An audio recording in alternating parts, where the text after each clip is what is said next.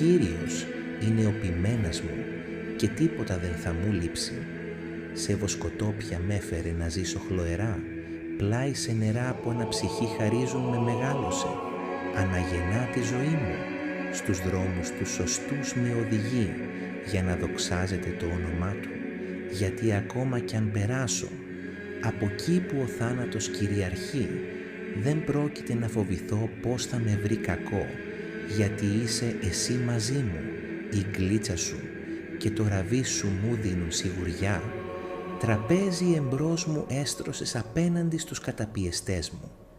Μύρωσες με λάδι το κεφάλι μου και με μεθά το ποτήρι σου, σαν να ήταν γεμάτο με δυνατό πιωτό.